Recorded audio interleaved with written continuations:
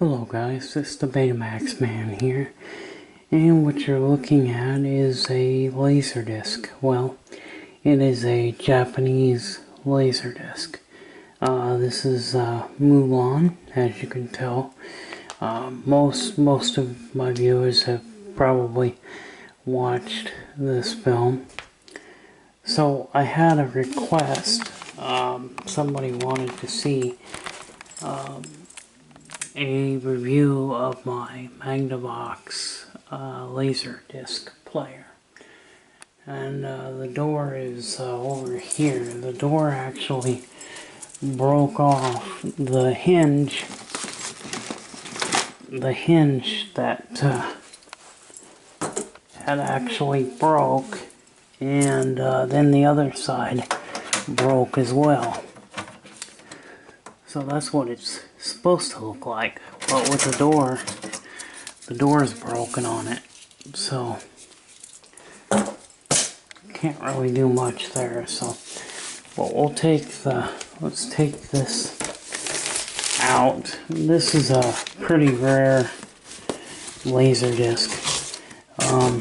It was quite pricey.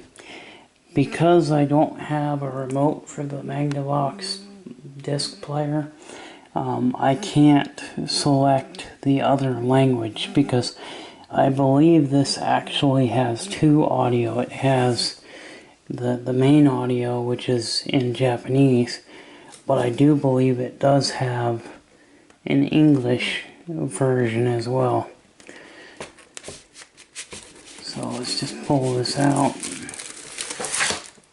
and try to do it one-handed.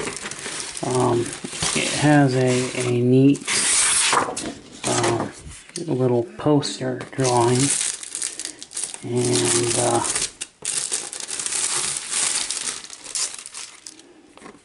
we'll just put this in. I figured because it was in Japanese, maybe YouTube won't copyright me. So this is just your very basic player. We'll hit play, and as you can see, most LaserDisc players will sit there and say play even while loading, and basically it'll just say play until it's finished loading, and then it'll come up with the chapter.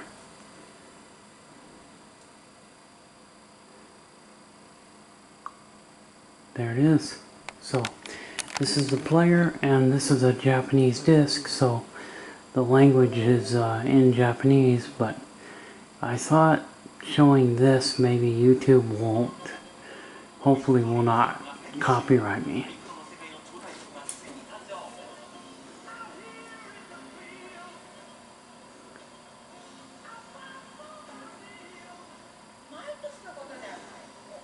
Yeah, so this is it. This is the player, and it goes blank when it goes blue screen when you hit pause. So I'll hit pause so you can see what it does. This is a very plain Jane, very basic player. So we'll hit pause. Pause is right there, and as you can see, it says pause on the screen. And we can hit play, and of course it goes back to that, and it does have fast forward,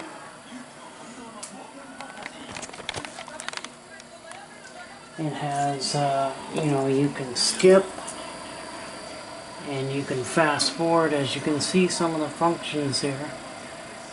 I'll try to show everything here. We'll just kind of go slow.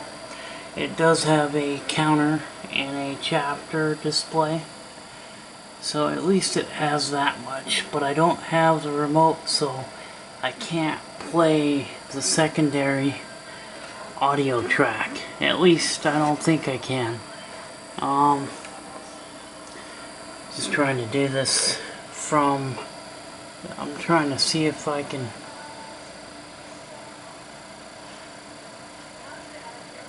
I might be able to change the audio, but I doubt it.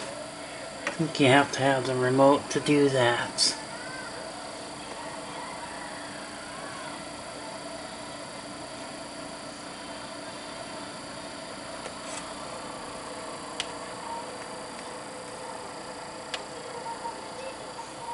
There's title. Yeah, I can't change the language because I don't have the remote. There's the player. Here's the player in action. It's just a basic player, but I can hit my skip function and it'll go to chapter 2. And this one is letterboxed. Most of the Disney LaserDiscs were letterboxed, at least from the 1990s. The 1980s LaserDiscs, they were pan and scan, so they were full screen. And the nice thing about the 90s is that LaserDisc got real popular in the 90s, and I think part of the reason why it became successful in the 90s is because of those widescreen releases. And of course the picture quality is extremely good. LaserDisc is about 425 lines. And your basic average standard depth signal is around 480 to 500 lines. And this is producing 425 lines. So you're reaching DVD quality, basically. It basically is the same quality as DVD. It just depends on how it's mastered. Because if it's mastered lousy, it's gonna look lousy. But if it's mastered good, the quality is great. You know, it's like that on any format. It depends on how the movie was mastered, you know. But LaserDiscs do have issues. If you've heard of laser rot, is a common problem. So let me sit back here and we'll kind of zoom in a little bit on the player. But as you can see here in my functions, we have your open and close, play button, stop button, pause. We have your skip functions, which allows you to select the chapter that you want. And the chapter selecting is done on the left side, and on the right side is what does the fast forwarding or rewinding. Now this is a CLV disc, so it doesn't have some of the functions such as frame by frame. If this was a CAV disc, we could do frame by frame, but not on this model. This model, whether it's CAV or CLV, doesn't matter. It will not do frame by frame because it is a basic cheap model. You know, it's nothing fancy, but somebody wanted me to show this, so I thought that I would. Now, I'm pretty sure this does have secondary audio as English. It may not even have a secondary English audio. It may be, you could probably do English subtitles. I don't really know. I just purchased this LaserDisc like maybe 5 months ago, and I've never watched it because it's in Japanese. Now, some of the Japanese LaserDiscs were in English, but they had Japanese subtitles. And so that's what I thought this disc was. I thought it was in English with the Japanese subtitles, which is something I could live with. But this particular one has Japanese language. So if you can read Japanese, if you can speak Japanese, you can understand what's going on. Now, as a topic, comparing LaserDisc to CED, obviously the CED is going to fall into the second lower end category. LaserDisc is so much better quality than CED, but CED actually does have better quality than VHS. People say, oh well, it's no better than VHS. No, CED is better than VHS. In fact, I would put CED at beta quality. So, anyway. But LaserDisc was, you know, like I said, it's like 425 lines of resolution.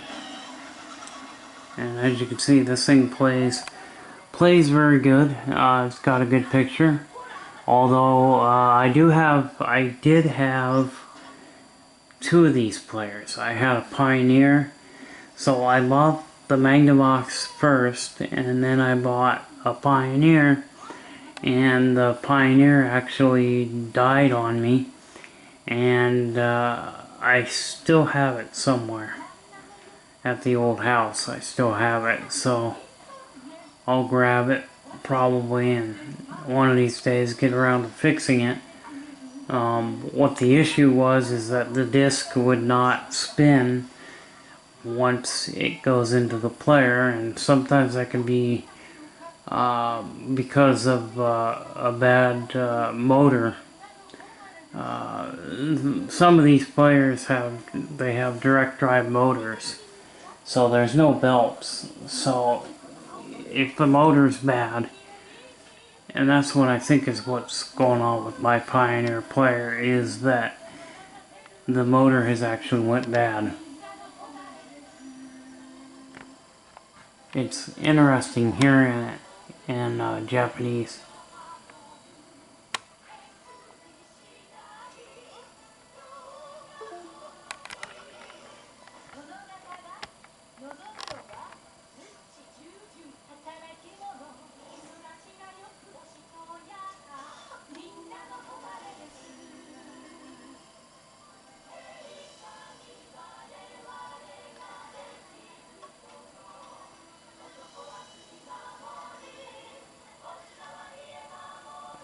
I do have this on VHS as well. And there's my LaserDisc player, and it's right underneath my RCA Selectavision CED, which I'm wanting to get a RCA Selectavision VCR. I'm looking at one right now, and I'm thinking about buying it. It's a Dolby Stereo model from 1984, and it's I think it's a VKT 550 or something like that. But it's just a basic player, you know. It's not anything fancy, but it does the job. It plays back my movies, and that's what I want. Something that'll play back my movies all the time without any trouble. And I did do a repair on this machine about 2-3 years ago, and what I actually had to do is clean the old dried up lubricant and re-lube it, and that got it going again. So, but that was my original channel. The repair video was done on my original channel, and my original channel got taken down by YouTube for too many copyright infringements. So that is why I'm extremely careful now when I do a YouTube video showing something, because I don't want to show too much of the screen for too many seconds, you know. And I might actually show, parts of it, or I might make it blurry on purpose so that I don't get a copyright strike. But let me show you, tell you a little bit about what can happen with the laser rot. There's discs that you can get laser rot from how the disc was manufactured. If it was manufactured and there was dust that got into the building process, so if it gets in between the layers, it can cause issues, or the disc can get, if it gets disc rot, is usually the glue. The laser disc is actually two discs glued together, and the glue starts to deteriorate and show through the reflective surface of the disc, and causing the disc to have issues with the video signal, audio signal, or both. It can have both issues with both video and audio. And unfortunately, I don't have any discs with me that I can show you what disc rot looks like and what it does. But a lot of times disc rot is the glue just deteriorates, shows through the reflective surface of the disc, so it can cause a lot of issues. And then back in the late 70s, when LaserDisc first come out, the manufacturing plants were not 100% clean. There was dust in the air that would get in between the chemical layers that was sprayed on the disc. So if dirt and dust got in there between the layers of, because they spray certain chemicals on the disc, and if dust gets in there and dirt, the laser can't read what's on it. So it's kind of a little bit hard for me to describe exactly what laser rot is, and a lot of times you can see laser rot if the disc is real cloudy. Then that is a major sign of disc rot. Unfortunately, when a disc has laser rot, it will continue to get worse until the disc is no longer playable or readable.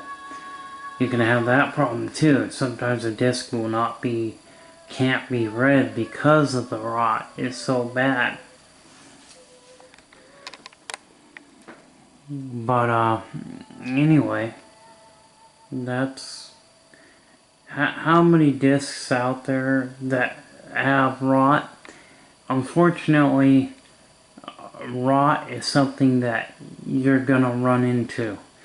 If you are somebody who is a fan of LaserDisc like I am, and who is a collector, you are going to run into laser rot.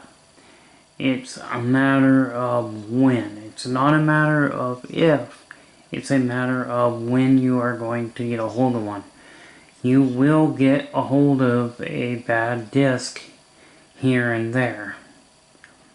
what are the chances of getting a bad disc? I'd say your chances are about 30 to 40% that you'll get a disc with disc rot if you collect the format. So if you guys want to see one that's in English, I'm going to show it to you right now. I'm going to get a disc. Actually, I think I do have a disc that might have some form of disc rot on it. Yeah, so I thought I had a disc with disc rot, but I don't. It's at the other house, but I did have a disc on Golden Pond, and it had laser rot so bad that the audio was distorted and it would skip. But this one does have some form, because you can see black lines. Every once in a while you'll see like little black dots that appear, or like little like rainbow colored lines that appear like that, as you can see. Okay, that's a form of disc rot. So, but you know, sometimes the video is good, but you can see some of the disc rot. The discoloration, that can be a form of disc rot as well, but mainly disc rot will affect the audio or the video or both, or the disc will skip. So anyway, but I just thought I'd show you this, and I've already spent way more time on it than I wanted to, so, but I'm going to go ahead and pull it out. So I'm going to stop it, and then we'll hit open.